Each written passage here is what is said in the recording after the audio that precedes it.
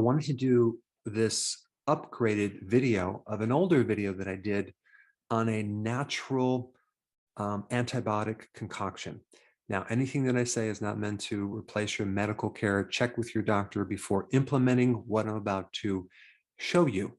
So I'm going to give you a formula of something you can make. It's a homemade drink that you'll take at the first sign of sickness, whether you get a tickle in your throat or you feel run down or you go through a stress event. That's when you're going to take this, okay?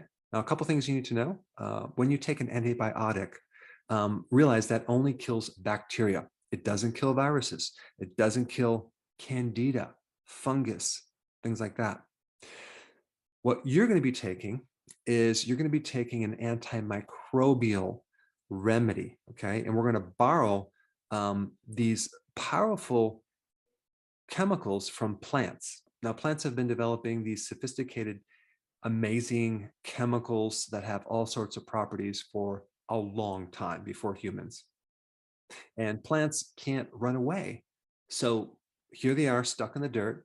And so they are forced to develop all sorts of defense mechanisms to help them survive against a huge battle of not just bacteria, but funguses, viruses, pests, etc. So what we're going to do is we're going to tap into their chemicals, use them for our benefits. So this is not really an antibiotic, it's an antimicrobial. So it's antibacterial, antivirus, anti-parasite. And there's going to be a lot less side effects than an antibiotic, which creates antibiotic resistance. When you tap into the antimicrobial effects from plants, you don't get the same resistance, okay? You don't get the side effects. You know, when they talk about herbal remedies, they classify them as alternative medicine. But honestly, pharmaceutical companies get a lot of their ideas from plants. The first form of medicine was from Mother Nature. So from my viewpoint, it appears that modern medicine is really the alternative to the original form of medicine, which came from plants, Mother Nature, and natural remedies. Now, just realize too, if you get a fever, for example, you don't want to try to run out and get some medication to try to suppress the fever right off the bat, because a fever is part of your immune system response. And your immune system is your greatest weapon against infections. A lot of people don't talk about this, they don't emphasize it, but your immune system is really what's going to fight this thing off. All we're going to do is use natural compounds to enhance our immune system defenses. So if you start taking things to suppress a fever, for example, you may find that the infection stays around a lot longer. Okay, so it's going to be harder for you to resolve this situation. Now, the next thing is the most important thing. So if you checked out, check back in right now. This is very, very, very important. Stress. Okay, if you're going through stress right now, which you probably are if you're sick, because stress always is the thing that triggers a lowered immune system, you must do whatever you can to reduce this stress. Why? Because stress activates cortisol.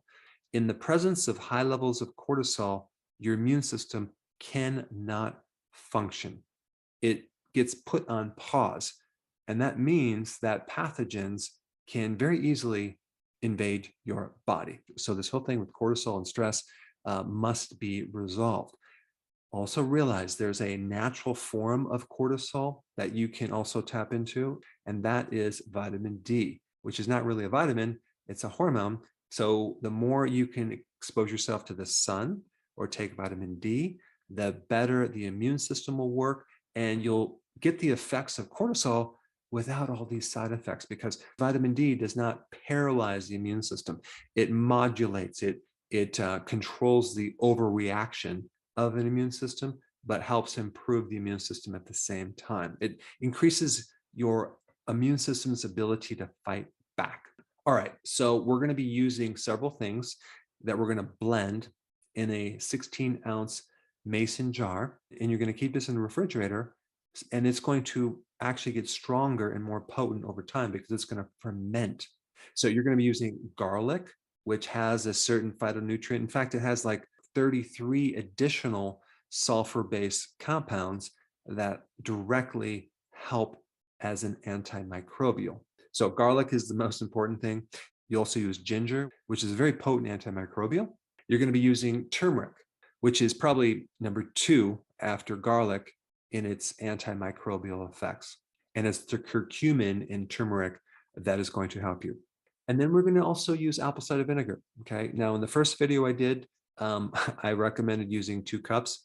I found that's pretty strong. Okay. So we're going to use a lot less, but apple cider vinegar is going to help acidify your system to the point where your phagocytes, those little guys that help clean up infection and help fight microbes, you can stimulate phagocytes through acidification. And then we're going to use a whole lemon with the peels, the outside, and everything. You're going to blend it. That's going to give you your very potent vitamin C complex and the bioflavonoids to help the immune system. So you're not going to just use lemon juice. You're going to use the whole lemon. And then in this mixture, you're going to add a very specific type of honey called Manuka honey. Now, in the first video, I didn't recommend it. In this video, I'm going to recommend it. Not a lot, but just some, because of its very, very powerful antimicrobial effects. So the benefits or the pros of using this honey far outweigh the cons as far as it breaking your ketogenic plan, because this honey has a very interesting chemical called MgO, as well as hydrogen peroxide, that can really speed things up for you. So this is what you're going to do. You're going to take 15 cloves of garlic. You're not going to have to put them through a garlic press because you're going to put them right into the blender. Okay. So 15 garlic cloves. Take a whole lemon, an organic lemon, stick that in the blender. Now we're going to take 1 tablespoon of turmeric powder. Then you're going to create 1/4 cup of ginger. So you're going to take some ginger, you're going to shred it on a grater until you get about 1/4 cup. You're going to put that in the blender. It's going to be very, very spicy. Now you're going to take 1/4 cup of this Manuka honey, pour that into the blender. You're going to also add 1 ounce of extra virgin olive oil. Why? Because this oil is going to help you extract the fat-soluble plant-based compounds that are in these plants. Now, you could instead use coconut oil if you want. Just use a heaping teaspoon of that, put it in the blender, because in order to extract fat-soluble compounds, you need fat. Just like you'd put oil on your salad, because the carotenoids, plant-based chemicals in your salad, are fat-soluble. So they need fat to be able to break them down. Okay, now we're going to add 3 ounces of apple cider vinegar, put that in the blender, and then add a cup of water. Now you're going to blend this for about 1 to 2 minutes. And then you're going to pour it into the 16-ounce mason jar. Okay. And then you're going to finish it off with some additional water until you're about 1/2 inch from the top. Okay. Now you're going to seal the jar completely tight and put it in the refrigerator. Now you could start using this immediately, but just realize that the longer it's in the fridge, the better it's going to work as far as the potency goes. And then at the first sign of a sickness, whether it's a tickle in the throat or you're feeling run down, you're tired, you're going to take a shot of this drink. Okay. And then you can also take an additional 4 shots spread out through the rest of the day. So there you have it, a natural antimicrobial drink. Now, the next most important video for you to watch would be on the immune system. Okay. So check out that one right here.